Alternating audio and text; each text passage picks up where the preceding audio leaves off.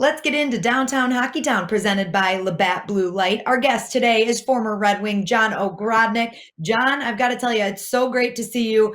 Art and I miss seeing you for Game Day Live at the Red Wings games, but you look like you got a nice tan going on. What have you been up to during this time? Well, I think it's isolation. You couldn't go anywhere. So Betty and my wife and I, we spent a lot of time on the deck just kind of soaking up the sun. But in all honesty, we did have a crappy spring, right? It kind of rained a lot. We had floods all over the place. But, the weather's been great. And, you try and get out there, Daniella, and play some golf or do something once they started opening up the state a little bit. So, but a lot of it was just sitting on the deck because you couldn't do anything. You couldn't go anywhere or anything like that. So you made the best out of the situation, I guess. John, I know we've talked about this when we do what I affectionately call Game Day Live, the big screen show. And I've asked you about being such a great goal scorer. But that 84-85 season, you set at the time the Red Wing record for most goals, 55. You had 105 points. Red Wings need goal scoring.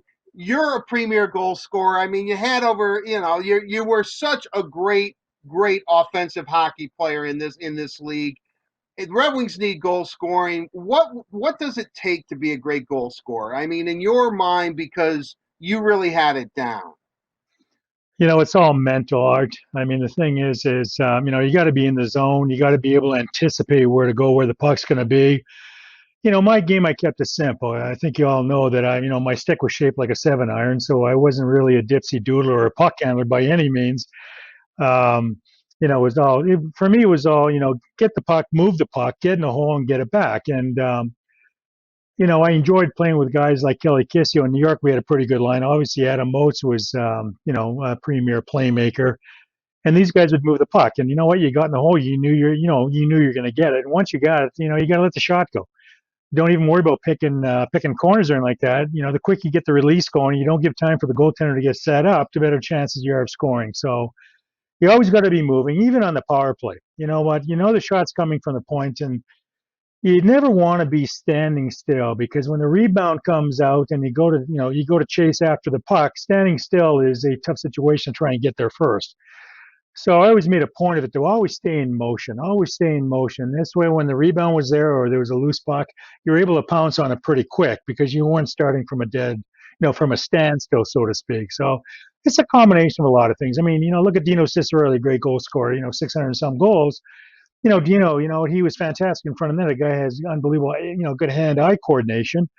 And you know what? He was a pain in the ass, and with a lot of these goaltenders standing in front of the net. So my game wasn't so much standing in front of the net. It was just speed, move the puck, get in a hole. Hopefully, the guy that you give the puck to gives it right back to you, and you let the shot go as quick as you can. And of course, back then, I'm getting long-winded, but back then I used to practice shooting, low stick side every time from the top of the circle. And I said this about 15, 18 years ago, or shortly after I was out of the game. If I was still practicing that, I'd be going down the wing and letting them go from and I'd be shooting high. You got to hit the save, but you got to shoot high. You got to shoot at the goaltender's head because now these goaltenders are so darn good down low. You got to shoot high every chance you get.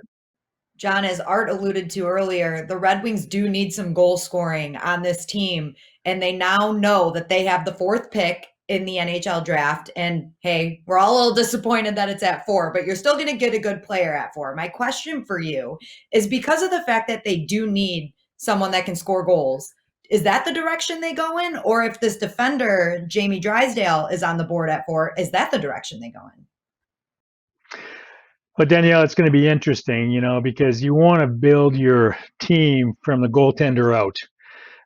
Yes, you want the offense, but you want to start out with a fantastic goaltender, and you want to, from there you have to have strong defense. And the question that I don't know, I just happened to pull up his stats here when I was googling the top draft picks. I mean, I'm looking at Drysdale. He's 5'11", 175 pounds, and I know he's probably only 18 years old, but maybe you guys can answer the question. Is he more of an offense? It sounds like he's more of an offensive defenseman. The question is, and I don't know. That's why I'm bringing up the question: is he very good defensively also? And when I say defensively, I'm not talking about running guys. Look at Nick Lindstrom.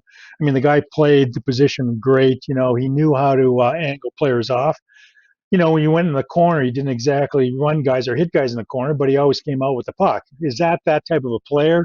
You guys tell me, because My guess is, you know what, you want to build, unless there's somebody really outstanding on the offense, you build from your goaltender up, and you know what, they really have to shore up their defense and prevent a lot of these goals against. I mean, that's my thought. But then again, I don't know a lot. I got to be able to watch these guys play 6 or 8 games, and I'll have a much better feel. Which obviously I haven't seen them play one game yet, so I'm going by central scouting. Which central scouting can make a mistake. Hey, I was a fourth-round draft pick, right, Art? That's right. That's right. That's right. And let's be honest. And one of Steve's hallmark, especially in Tampa, was he was getting guys in the second, third, and fourth round who were actually impact players for the Lightning, and that's what you need. It's really interesting because when you said 6 to 8 shots a game, Anthony Mantha, who I affectionately call the BT Express, the Big Tony Express, he tells me that his goal is to get 5 shots a game. If he doesn't get 5 shots a game, he's not doing his job. From now on, I'm going to say Johnny O says, screw the 5 shots a game, 6 to 8 shots a game, because he's a premier goal scorer too. With that said, Jamie Drysdale is considered to be the smartest player in the draft. That he has a good outlet pass, that he can actually play. A 200-foot game.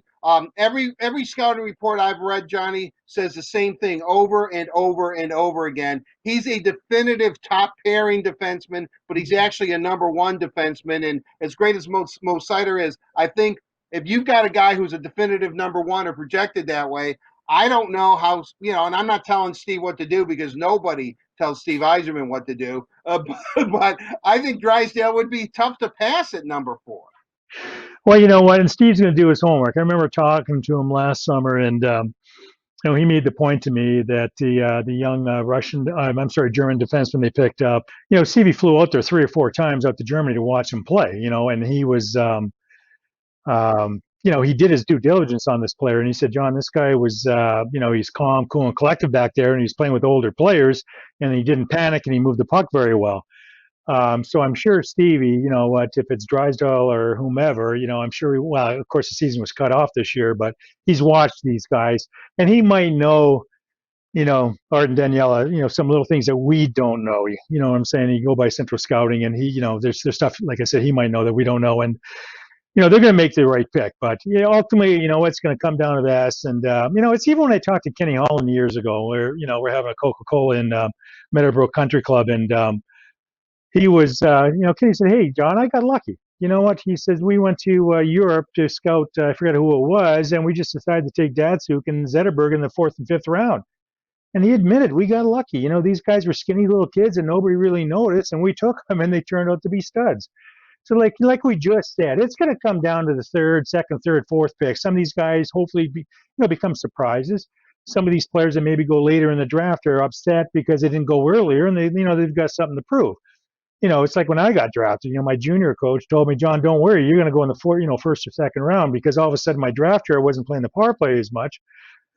And he told me, he said, I got 9 other 19-year-olds I got to get drafted. This is with the New Westminster Bruins. And, meanwhile, Brian Propp and Ray Allison are racking up 150 points for the Brandon Wheat Kings. And, first round goes by, I'm not picked. Second round, not picked. Third round, not picked. Fourth round, finally, I went to Detroit in the 4th round. And, I was upset. You know what? I wasn't happy going the 4th round, but you know what? You made the most of it, and I worked my butt off in training camp, and got it. Got the call up originally. Here I am in Lake George, New York, right now, talking to you guys. This is where I met Betty Ann. We actually spent 3 months in the minors here in Adirondack, in the fall of '79.